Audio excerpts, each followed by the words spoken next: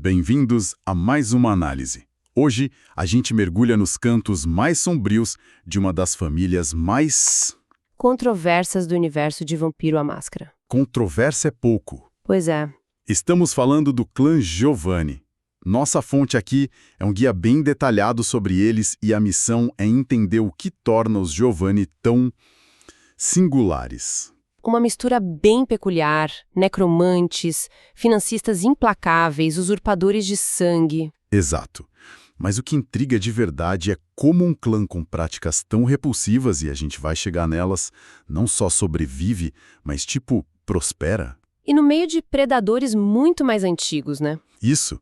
Porque os outros vampiros, com toda a política e poder que eles têm, simplesmente toleram a existência deles. Essa tolerância, olha, é a chave de tudo. E ela é comprada. Comprada com poder e principalmente com utilidade. Ok. Mas para a gente entender isso, primeiro a gente precisa situar eles. Os Giovanni são ferozmente independentes. Não estão nem na Camarilha, nem no Sabá. Exatamente. Eles não se curvam a ninguém. Jogam o próprio jogo. A fonte deixa bem claro que eles têm uma visão muito pragmática da Jihad, sabe? A guerra eterna. E se eles tivessem que escolher um lado? Se tivessem, penderiam pro Sabá. Peraí, isso não parece fazer sentido. O Sabá é puro caos, violência. Os Giovanni são sobre controle, segredos, dinheiro. É que o caos do Sabá tornaria a vida deles muito, mas muito mais fácil. Pensa na maldição que eles carregam. Isso é crucial. A mordida, o beijo. Isso. O beijo de um vampiro normal é êxtase para a vítima. Já o beijo de um Giovanni é dor. É dor excruciante. Uma agonia pura. Não tem como disfarçar isso, sabe? Transformar num momento de paixão. Entendi. No mundo regido pela máscara da Camarilla, isso é um problema gigantesco. Exato. Mas no mundo Sabá, onde a humanidade é vista como gado, essa brutalidade seria só mais uma terça-feira. A alimentação deles seria muito mais simples. Então a própria natureza deles os empurra para o lado mais sombrio. E essa maldição de dor, a fonte sugere que pode ser um legado da traição que fundou o clã. Exatamente. Ok, então vamos desvendar isso. Como eles chegaram no poder? A história deles é tipo um caso clássico de ambição corporativa, mas com um toque sobrenatural. Eles começaram mortais, certo? Sim, uma família de mercadores em Veneza. Já eram muito ricos, muito influentes, mas o diferencial deles, o que os colocou no radar do sobrenatural, era a necromancia. Era um conhecimento profundo e, mais importante, prático de necromancia, a magia da morte. E isso chamou a atenção do clã errado. Ou certo, dependendo do ponto de vista. Chamou a atenção do clã Capadócio. Eram conhecidos como o clã da morte. Obcecados em estudar o que existe além do véu. E eles viram o talento dos Giovanni. Viram o talento e os abraçaram. Trouxeram a família inteira para a imortalidade. Parecia uma fusão perfeita, sabe? Os capadócios ganhavam necromantes talentosos. E os Giovanni ganhavam a vida eterna que tanto queriam. Mas alguma coisa deu muito, muito errado. Pelo menos para os capadócios. Deu terrivelmente errado. O fundador do clã, o antediluviano chamado Capadócios, teve uma visão, uma profecia. E o que ele viu? A destruição iminente de todo o clã dele, e para os Giovanni, que tinham acabado de escapar da mortalidade, essa notícia foi inaceitável. Eles não iam perder a imortalidade que acabaram de conseguir. De jeito nenhum. Não passaram séculos acumulando poder para serem varridos do mapa pela epifania de um ancião. E é aí que entra Augustus Giovanni, o patriarca. E a fonte levanta uma dúvida interessante. Será que ele sempre planejou usurpar o poder? Ou foi um ato de desespero? Uma reação à profecia para salvar a família.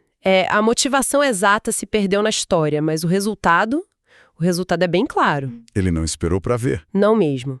Ele foi até o mestre dele, Capadócios, e cometeu o pecado supremo dos vampiros, a diableria. Ele consumiu a alma do próprio Criador. Não só destruiu, ele drenou a alma, consumiu o poder, a essência.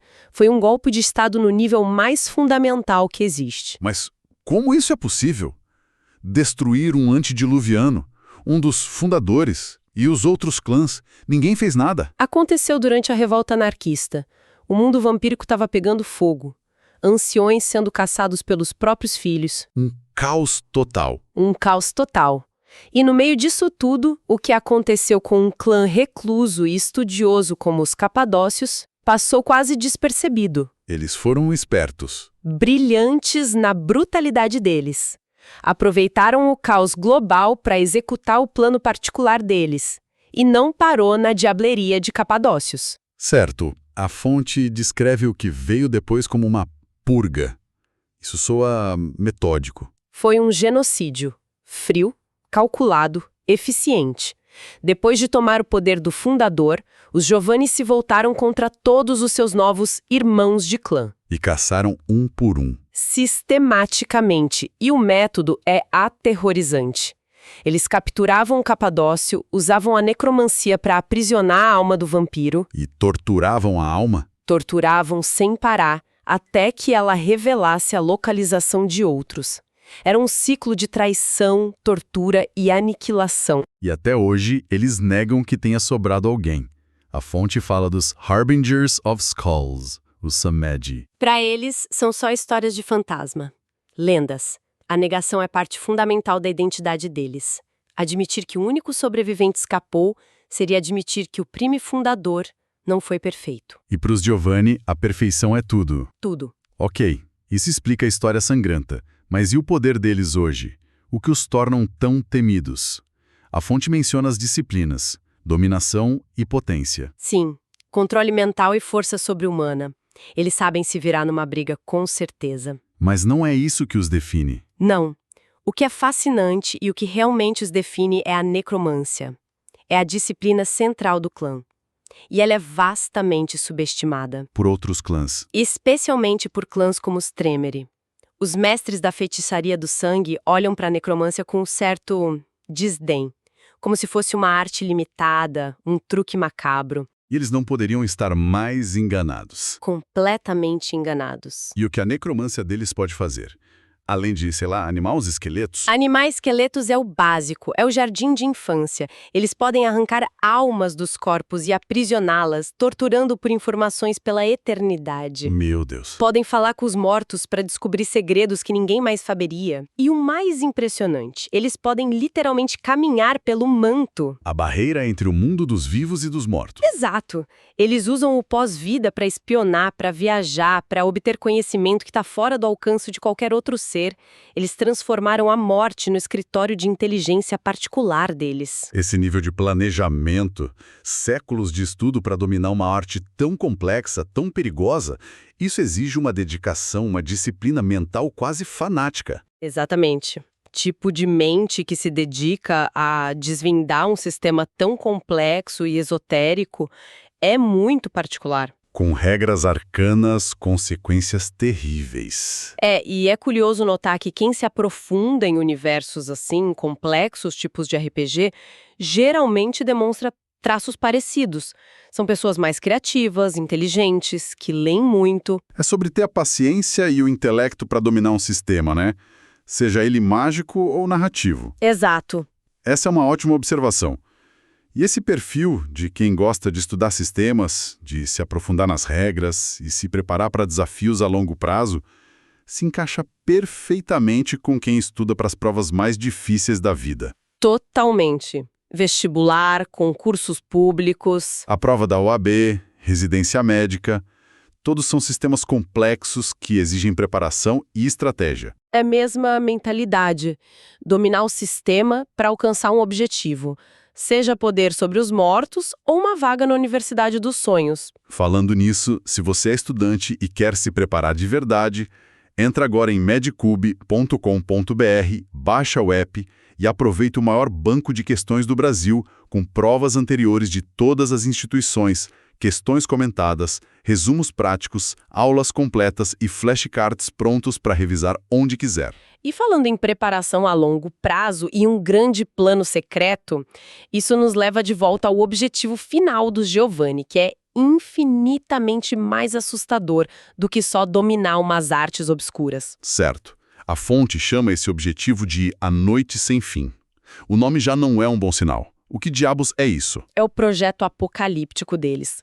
O objetivo final do clã Giovanni é realizar um ritual de escala global para destruir completamente o manto. A barreira entre nosso mundo e o pós-vida. Eles querem fundir o reino dos vivos com o reino dos mortos.